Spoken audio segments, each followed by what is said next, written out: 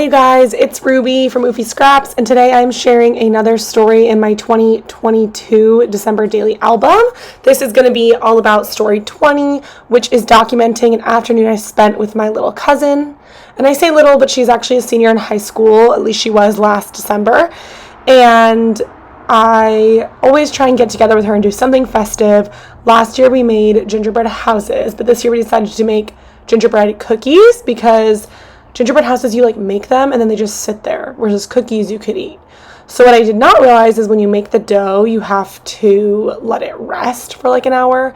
And she's a teenager with only a small amount of patience, so I had to keep her entertained. So we took Hazel for a walk, and then Hazel and Bianca both took a nap, and then the cookies were finally ready, so we cut them out and we decorated them with just white frosting to keep it really simple. And I had this cute little tag from a past Crepe Paper, I believe, collection. I think it was a Hey Santa, honestly, the cut apart tag, and it has little gingerbread cookies with white frosting on them. So I was like, okay, gotta use that. It doesn't fit super well, so I was trying to figure out where to put it, and I'm working off of this plaid red, white, and black paper that's just from a random Michaels paper pad. So I was inspired by the lines and wanted to do this kind of photo layout where all the photos are diagonal along that. And then I'm just adding a little bit of stamping here. This is a Paper Person game night stamp set. So you can see on the left, I have all of the stamps I thought I might use stamped in just black ink so I can see what they would look like and how they would fit size-wise. And then the one I actually decided to use, I'm going to stamp with some embossing and then cover it with gold embossing powder.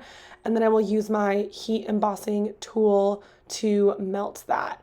And I didn't think I had enough gold on there, so I'm just gonna smush it down and get plenty of gold on there to make sure it's fully covered up. And I will heat that. I do think I add an additional stamp. And I found this little paintbrush to be super helpful with embossing because you can get the powder off of anywhere you don't want it and keep it to get a little more of a crisp finish, which is super nice.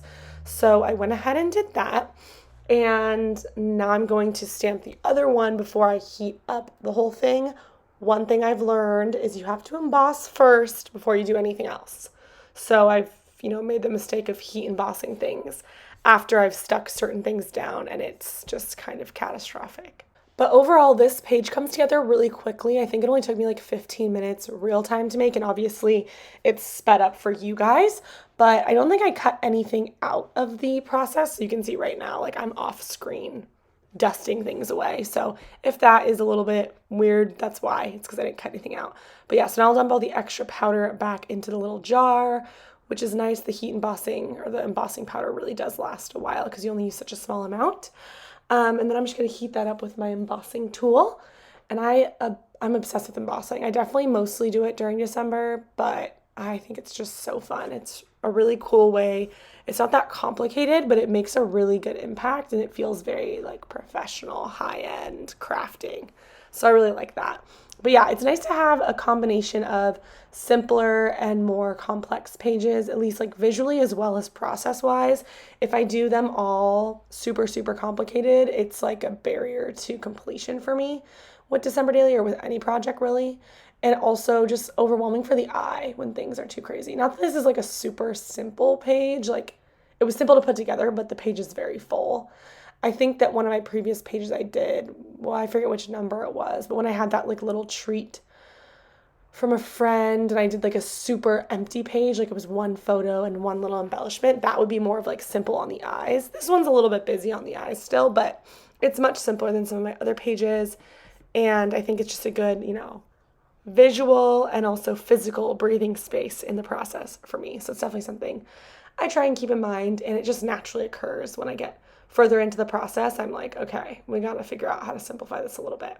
But I do like the idea of the pictures interacting with the edge a little bit, kind of coming off the corners. So I'll snip those off once I'm done and just I put them on chronologically. I will say I put the tag that way. I should have put it the other way because I do put ribbon through it and then it gets jammed into the little metal,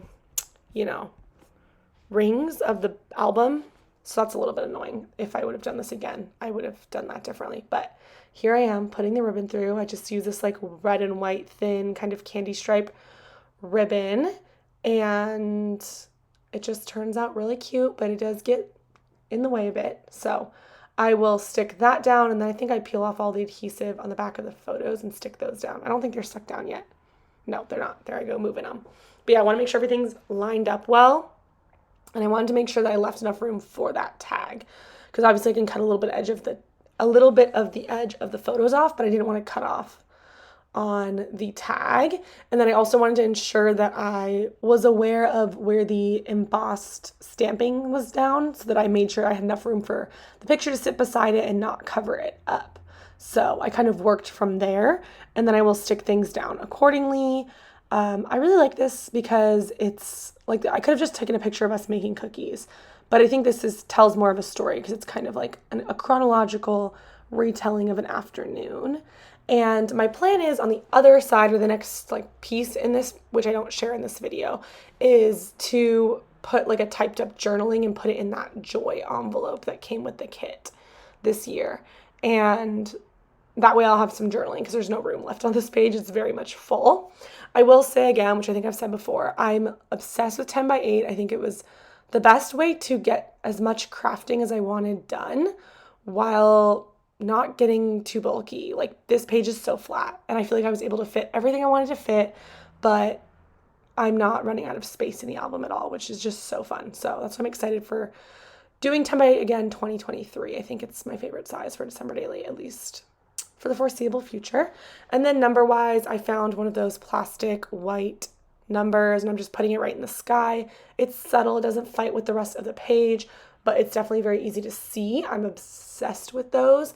I'm also really excited about the plastic numbers that came out with the 2023 kit. I think the plastic numbers are some of my favorite material to use. I like that they're transparent, so you can see what's behind them. They're flat, they don't take up any extra bulk. They're really easy to use. They're a great size where they're visible, but they're not obnoxiously difficult to fit in. I think they'll look really cool in shaker pockets or just all kinds of stuff. Staple right to photos like I did here. I just think they'll be easy to use. So now I'm going back and repunching my holes where things were overlapping. And that's it for this video. So I will catch you guys in the next one. Thanks so much for watching. Bye.